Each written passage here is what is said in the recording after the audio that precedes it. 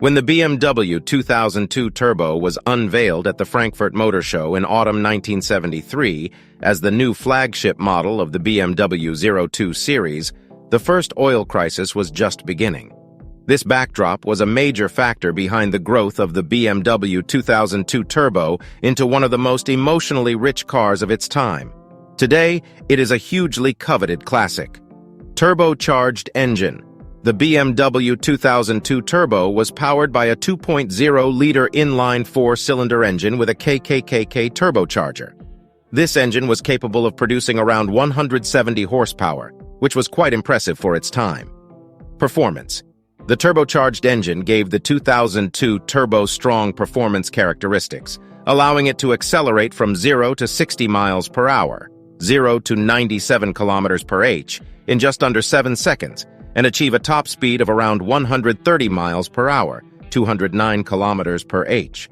Styling. The 2002 Turbo had distinctive styling elements including bold turbo decals on the front fenders, a front air dam, wheel arch extensions, and a rear spoiler.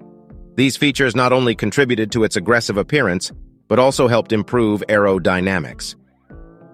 Limited production. The BMW 2002 Turbo had a relatively short production run from 1973 to 1974, and only a limited number of units were built.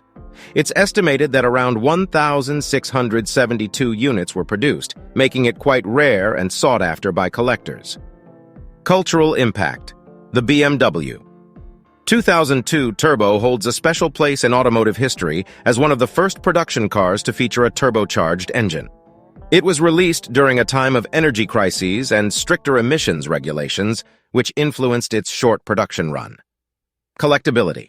Due to its limited production numbers, historical significance, and unique styling, the BMW 2002 Turbo has become a highly collectible and valuable classic car.